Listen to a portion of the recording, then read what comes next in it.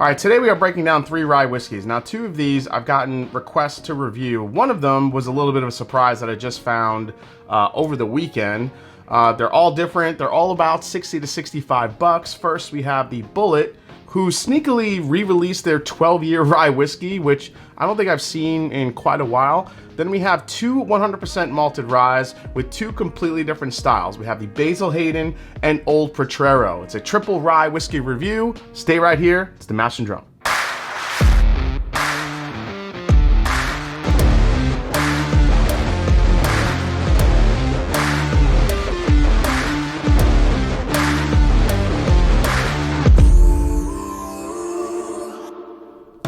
What's up, folks? I'm Jason C, and welcome back to the Mash and Drum. Like, subscribe, and help me hit that 100,000 subscriber mark here in 2024. Now, before we dive into all 3 of these bottles, let's hear from today's sponsor, the game changer. It is ZBiotics. All right, guys, today's sponsor is back. It is ZBiotics, the world's first genetically engineered probiotic that I've been using and talking about behind the scenes for, I think, over a year now. I've gotten so much great feedback from this from my viewers that it's really become the first drink for a better tomorrow. As barrel pick season and bourbon releases start ramping up each and every year, especially as we get closer to spring, I always make sure I have ZBiotics in my back pocket. I just did a couple of barrel picks in Kansas City when I was at Ben Holiday Distillery. I brought my ZBiotics along and it works wonders. But how does it work so well? ZBiotics was developed by some very smart scientists who knew the real problem is not dehydration, it's actually a byproduct of alcohol that is most responsible for rough mornings after drinking. Now, ZBiotics produces an enzyme like the one your liver uses to break down this byproduct. So like I said, when I went to Kansas City, we had 10 different barrels to choose from, which was absolutely incredible. But I'm glad I had ZBiotics along because I took a flight that night and I had to get up early the next day for work. And ZBiotics made it a lot easier for me to get out of bed, get to work, and then even go to the gym the same day. It's real science that works. No random plant extracts, no off-the-shelf ingredients, and no sugar added. All you do is drink one of these about an hour before you start drinking, and that's it. You should still drink water, stay hydrated, and as always, get a good night's sleep if you can. But ZBiotics will make it a lot easier for you to get out of bed and get going the next day, especially if you had some drinks the night before. All right, I know you want to give it a try. Here's how. Simply go to zbiotics.com/mashanddrum or scan the QR code on the screen right now to get 15% off your first order when you use Mash and Drum at checkout. You can also sign up for a subscription using my code so you can stay prepared no matter what time or occasion. ZBiotics is backed with a 100% money-back guarantee, so if you're unsatisfied for any reason, they will refund your money, no questions asked. So remember to head to zbiotics.com/mashanddrum and use code mashanddrum at checkout for 15% off. There is a link in the description if that's easier for you guys. Thank you to ZBiotics for sponsoring the video, and thanks to you for making them happen. So first we're going to start with their Bulleit 12-year 95 rye. Now the only information we have is that if you go back to 2011, that is when Bulleit actually introduced their rye whiskey as a permanent line extension in 2011. As far as the 12-year, I'm not sure when that started hitting the market, but it is produced by NGP, but supposedly Bulleit does have them make their rye whiskey from a proprietary recipe. Bulleit also has control over barrel maturation, which is done at NGP and at Bulleit's own warehouses. Now, since it is a 95.5 rye, it'd be interesting to know what else makes it proprietary to Bulleit, but we can only speculate. The 12-year 95 rye is bottled at 92 proof and retails for about 55 bucks in select markets. Now, this just dropped here in Ohio where I am, so if you're interested in this, keep your eyes open. All right, let's dive in. Here we go. Really nice combination of mint, caramel, and orange all day long. Some nice rye spice here. I would say it's more sweet than spice, which is kind of in line what you would expect from Bulleit. But yeah, this kind of mix of caramel and toffee is really kind of putting it over the edge. That citrus note that you would normally get in a younger 95.5 rye, I'm not going to say it's taken a back seat, but I think it's really kind of fused together with all the sweet notes. Just a really nice sweetness. I think one thing that people don't realize about higher aged rye whiskeys is that the longer it's in that barrel, the more time it's going to pull some of those sweet flavors from that oak barrel, and it's going to give less of a chance for that rye whiskey spiciness to be so prominent. So, all right, let's give it a try.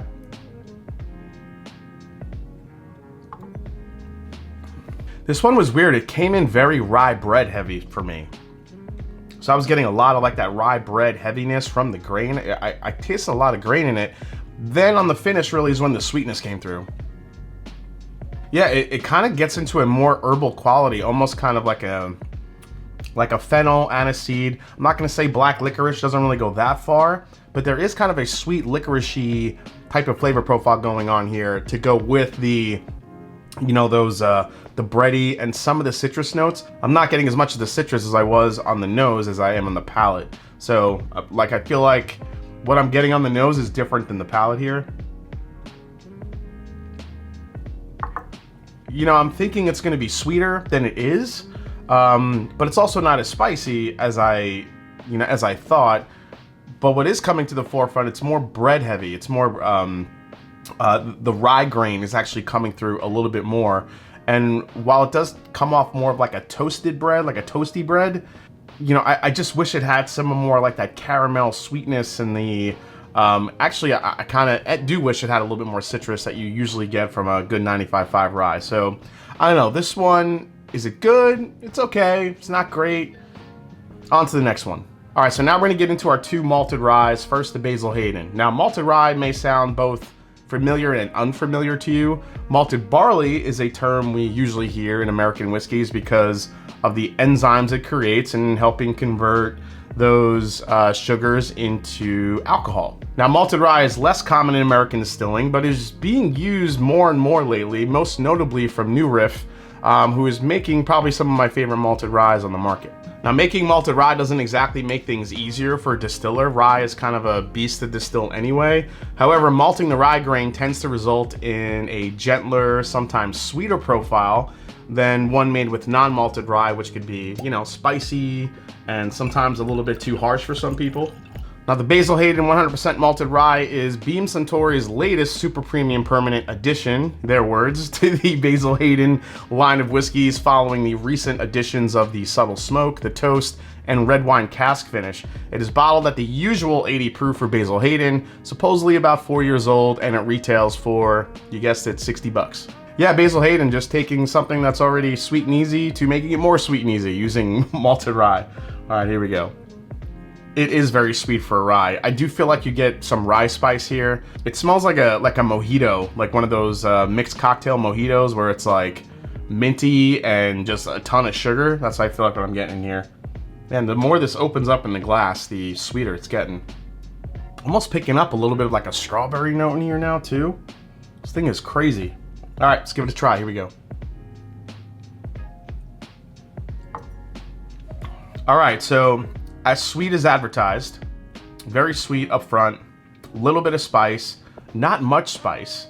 I do feel like you get, there's some youthful quality here. Now, I said it's non-age stated, it's supposedly about 4 years old, and I feel like you could taste a little bit of that youthful grain to it. So this one is kind of the opposite of what I got in the Bulleit. The nose came off a little bit more minty, spearminty, a little bit fruit forward as well. Palate though is all caramel and sweetness and toffee and a little spice. I do wish it had a longer finish, but again, guys, you're talking about an 80 proof malted rye whiskey here.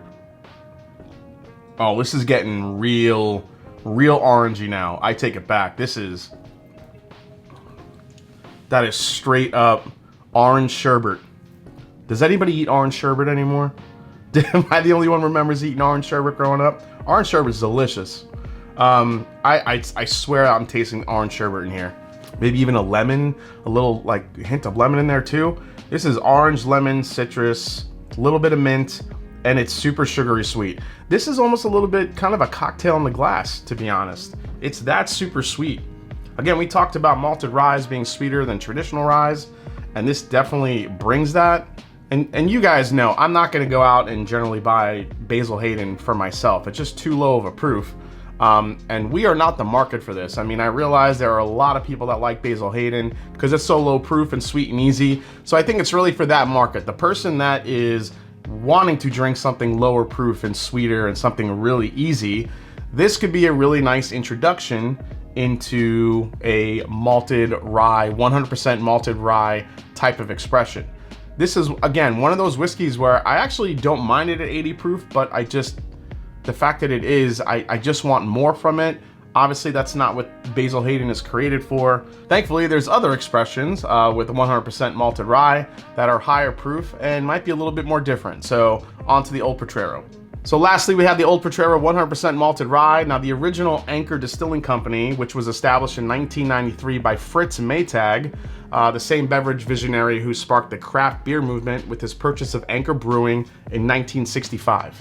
Now, Maytag rescued the struggling brewery and its iconic steam beer, but he did see an opportunity to expand into distillation of spirits. His vision of a rye whiskey revival was fueled by the fact that there was no pot distilled whiskeys being made legally in America at that time. He found inspiration in the rye whiskeys of America's past and the great single malt whiskeys of Scotland.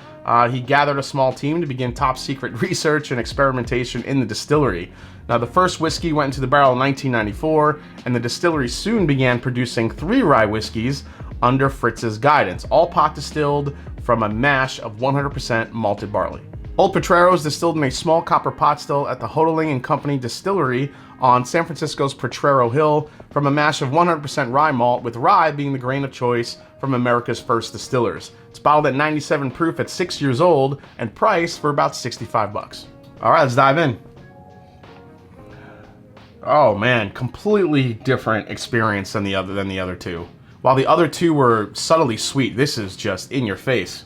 It's got this really unique chocolatey but rye spicy combination, but also, you know, there's this like a little hint of like a butterscotchy toffee note there too. There is some citrus in here, but it's really not coming across as orange. It's more of just like a, I don't know, I'm just getting like this sharp like tang to it a little bit. This is crazy. I'm expecting this to have some pretty good texture because of the fact that it was done in a pot still, but let's see. So on the palate, I do get lots of citrus, but not so much orange. I think there's a nice combination of kind of lemon and orange together here, almost like a lemon peel. Coming off those other two, my palate needed a minute to acclimate to this one because it is, without a doubt, this is my favorite of the 3 so far. It's chocolatey, it's spicy, it's sweet. It kind of toes the line between, you know, light and dark a little bit as far as the flavor profile goes.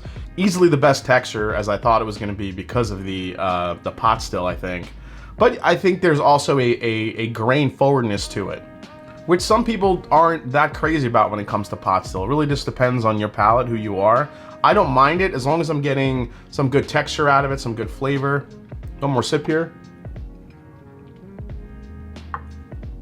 As you sip this, it's crazy. It almost gets into like an effervescence type of profile where it almost seems like it's carbonated a little bit, especially on the back end. I don't know if it's that spice. It almost seems like bubbly in a way, like ginger ale, or like a Moscato type of like a wininess to it.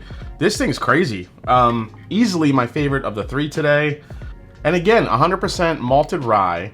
You don't get as much rye spice, which kind of goes back to what I said earlier about this being, about malted rye being a little bit sweeter, a little bit easier on the palate.